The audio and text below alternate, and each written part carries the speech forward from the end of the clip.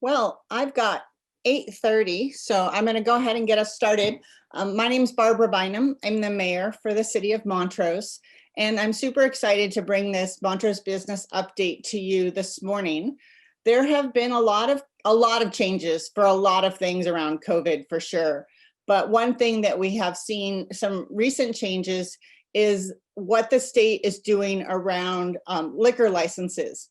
And because the city of Montrose is your local contact point for liquor licenses, we have asked, and our city clerk, Lisa DelPiccolo, has been very gracious to meet with us this morning and take you through some of the changes that the state has done, and also answer any questions that you may have about how things work locally for City of Montrose liquor licenses. We have a really great turnout this morning, so thank you if you're joining us. If you aren't able or you want to refer back to this recording, we do record the webinar and then we post it on the city's website, and we'll send out a link as well to catch that and watch it later. So I don't want to wait any longer. We will end promptly at 9. I know that Lisa has put together a great presentation and has left time for questions. So if you have a question, you can use the raise hand function at the bottom of your Zoom screen, and I'll be keeping an eye on our audience today and can help filter through those questions. You can also use the Q&A for questions. So whatever works better for you. And I will kick it over without any further ado to Ms. DelPiccolo.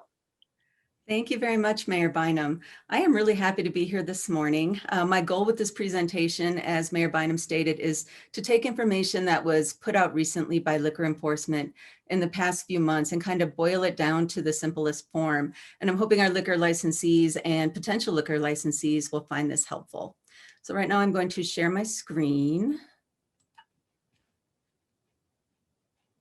and bring my presentation up.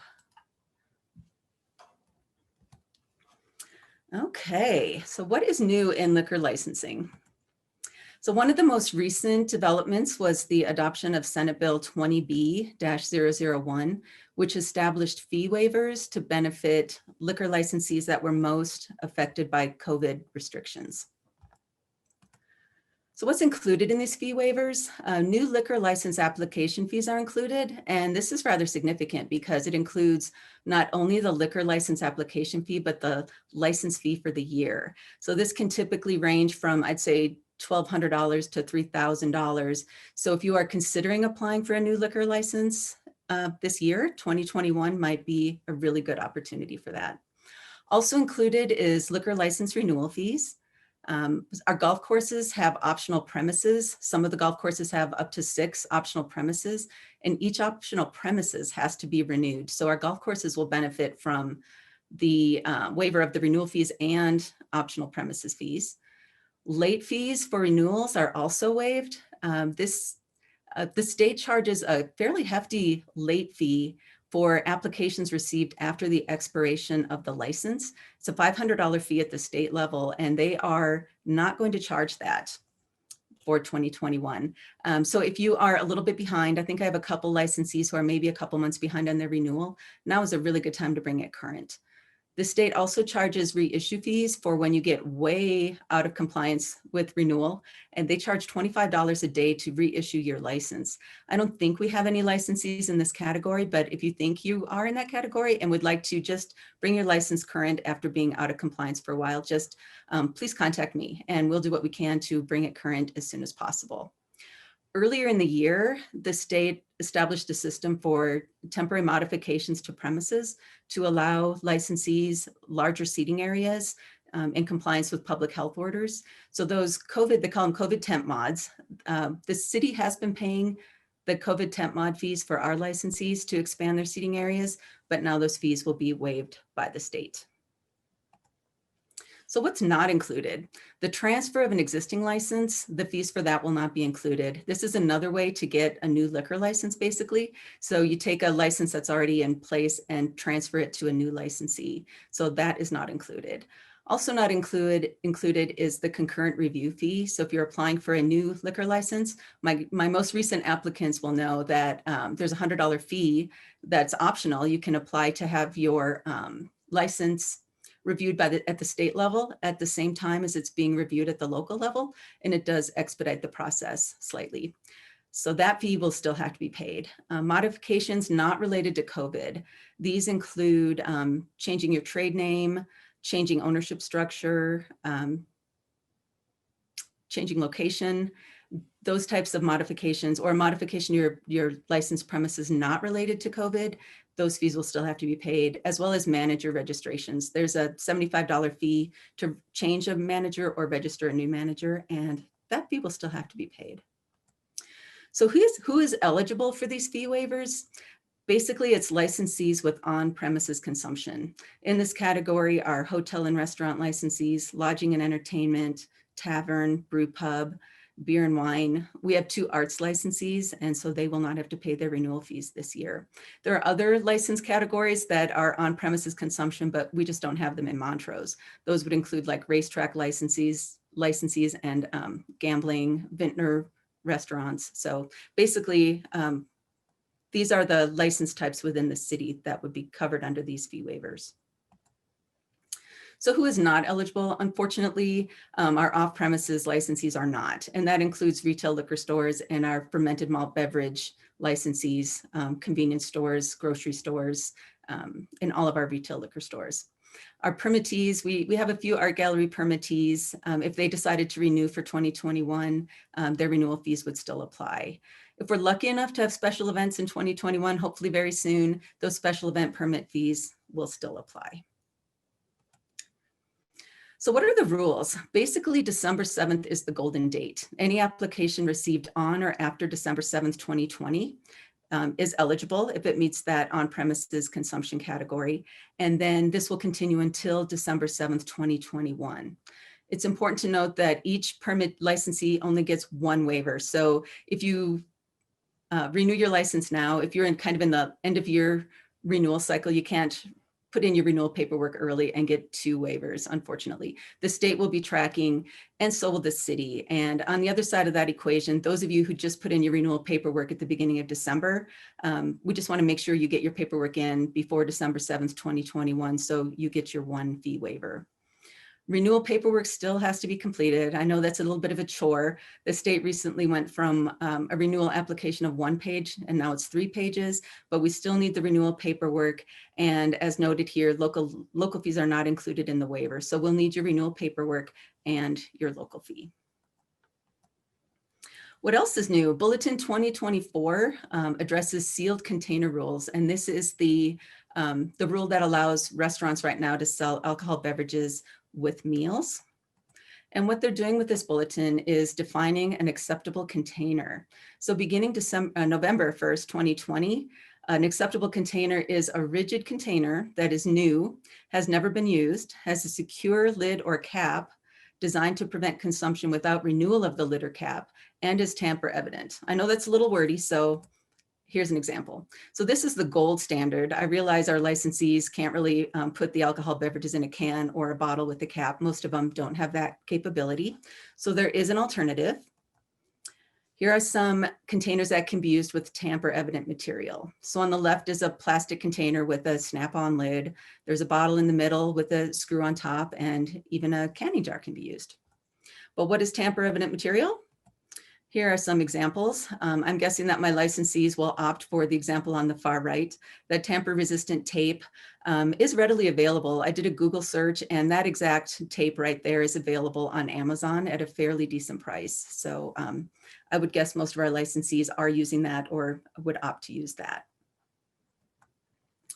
So this bulletin also defines what is not an acceptable container. So the container on the left, as you can see, has a hole in the lid where somebody could drink from it. The examples in the middle have places to insert a straw, and the container on the right is styrofoam. So here are the words that describe those examples that were just shown. So a sealed container does not include a container with the lid with sipping holes or openings for straws, or a container made of paper or polystyrene foam. The unacceptable types of containers remain unacceptable even when used with tamper-evident material. The only exception to the prohibition on sipping holes is that a plastic lid with a straw hole may be utilized when the surrounding lid edge and straw hole are covered by tamper-evident tape or a tamper-evident adhesive label, sealing the cup and preventing the contents from being consumed during transit. And I apologize for the wordiness of this, but I think the key words are actually at the very end. We're trying to prevent the contents from being consumed during transit. Remember, a warning label is always required. So this label is available on the Liquor Enforcement Division website. They actually have a full sheet that you just print the sheet, cut them apart, and attach them to your beverages. If you need help finding this label, please let me know. I'd be happy to send you a link. What else is new? Bulletin 2026 talks about sealed container sales for hotel licensees. This would be the same type of beverage sale as the on-premises, the restaurants are selling with meals. So it allows hotel licensees to sell sealed alcohol beverages to guests from a location on the licensed premises other than the hotel, restaurant, or bar. I'm not sure if any of our hotel licensees want to consider this option, but if so, there are rules, of course. So the rules are the area that you're selling from must be on the licensed premises. The alcohol beverages must be stored in a secure area that's monitored by a live person. The security camera is not good enough. IDs must be checked and guests must be monitored for signs of intoxication. The containers have to meet that definition we just reviewed and have that warning label that was just shown. The hours are limited to the same takeout hours for restaurants, and that is of course tied to the restrictions associated with the COVID dial, and room service sales are permitted until 2 a.m. So what else is new? Before COVID hit, we had several liquor stores conducting tastings on their premises. They had retail liquor store tasting permits. Those were pretty much shut down once COVID hit. And then in October, the state issued a bulletin that said the liquor store tastings may resume. There are quite a few rules and suggestions associated with those tastings, but if any of our retail liquor stores would like to resume a tastings permit, just contact me. I'm sure they probably already have the bulletin, but if not, I'd be happy to make sure you have the bulletin and understand all of the rules and suggestions that are included. Those COVID temp mods that we talked about earlier as well, that allow expanded seating for service to customers, those were extended until October 31st of 2021. If it's not extended beyond that point, on October 31st, the state will just revoke those temporary modifications. So any of our licensees who have that expanded seating and would like to continue will have to file another modification. Also, earlier in the year, the Liquor Enforcement Division began accepting online payments. They established a payment portal. It's very easy to use. Some of my licensees have used it. It can be used for new applications, renewals, any of those reports of changes that we discussed earlier. You just go to the payment portal, complete a short electronic form, and they email a receipt. Then as always, the applications are submitted to the city clerk's office, and you have to be sure to include that receipt so that we know you paid at the state level. That also helps the state tie that payment to the application form. That is pretty much all the information I have, but I would like to share a few resources. If you have any questions on licensing, the city clerk's office is happy to help. You can email cityclerk@cityofmontrose.org, or that's my direct number listed right there. I'm happy to answer questions if I know the answer. If I don't know the answer, I will do my best to find out. If you have questions about enforcement, the Montrose Police Department is probably a good option, and that is their business hour number listed right there. I'd like to also mention that the police department and the clerk's office tries to offer alcohol server training 3 or 4 times a year. We've been a little bit curtailed this year. Our last alcohol server training was, I think, the week before the COVID restrictions hit. So we did try to hold a class in October. We scheduled it for the Pavilion Auditorium so that we had plenty of space to be socially distant, but we didn't get enough people to sign up. So we will try again to schedule a class, but if you have employees that you need trained, please send me an email and let me know how many you would send. If we know we have enough for a class, we'll kind of expedite the scheduling of an alcohol server training. Then an excellent resource for information is the liquor enforcement website. I've got the website address right here. They have all the bulletins, all the forms you could possibly want. They have liquor rules and statutes all available right there. I also have the link listed here for their payment portal and their phone number. They have set a goal in the last year of being really responsive. So if you send them an email or leave a message, a lot of times you'll get a recording when you call their number. But if you leave a message, they have been doing their best to respond same day or within 24 hours. But that is pretty much all I have. And I'm happy to answer any questions if there are any. Fantastic. What great information. It's so nice to have a local resource and a local face that can navigate all these changes in the state laws on behalf of all of our local liquor licensees. So I'll take this opportunity now to see if anyone has any questions. You can, if you want to type your question, you can use the Q&A box at the bottom of your Zoom screen. If you want to raise your hand and ask a question, you can use the raise hand button at the bottom of your Zoom screen.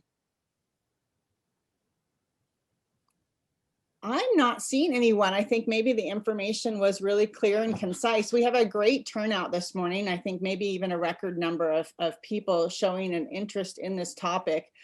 I look at all the business owners' names that I see in our attendee list, and I know you all are out there working really hard to make your businesses work with it, and rules are always changing on you.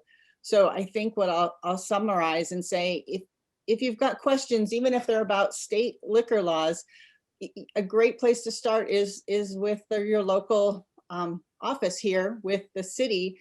Again, they're the state laws, but the city can help you navigate them. You can see that Lisa's really knowledgeable about liquor laws, and she's part of the Clerks Association for the whole state of Colorado, where they talk about this stuff, and she can be a great resource to you. Lisa, your information was so thorough. I'm not seeing anyone with a question. I am happy to hear that.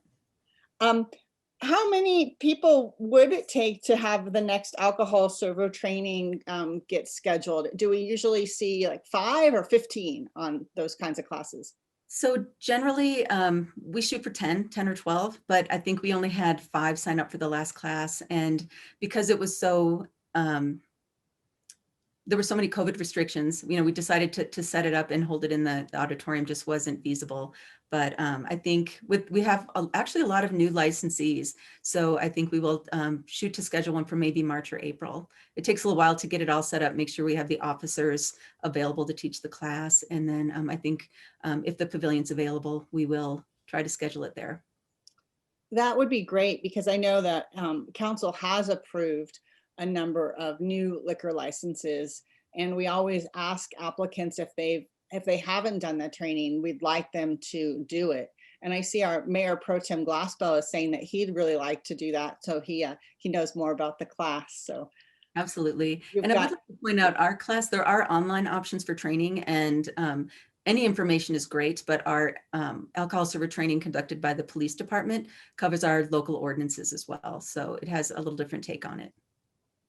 That's good to know. So doing it online is an option, but you get the local perspective if you do the one in person through the city. Absolutely. And is there a cost to attend that? Nope, it's completely free, and it's a 4-hour class. And if you pass the post test, there's a pre-test and then a post test. And if you pass the post test, you actually get a certificate. I know for the liquor license tastings, you actually have to have that certificate. To get the permit, we have to have a certificate for each of the people conducting tastings. So good. Okay, good to know. Classes. It sounds like for all of our restaurants or bars that are doing to-go alcohol, that type of container might be kind of new and different than what they were doing last summer. I was under the impression last summer that a styrofoam cup with a straw in it was being allowed, and it sounds like our state lawmakers really made some very specific rules around those types of containers. I hope that everyone's aware of that. I'd hate for a local restaurant to get in trouble with the state for using styrofoam and a straw. Yeah, I agree. I understand the rule about the lid. I'm not sure I understand the rule about styrofoam, but I'll ask that next time I have the ear of somebody who can tell me.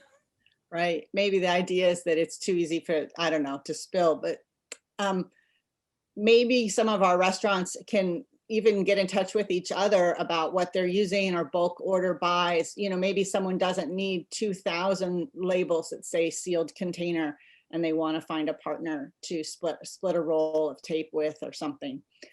And I'm sure that would be an option. So I'm still seeing no questions, Lisa. So I think what we'll do is we'll go ahead and wrap it up this morning.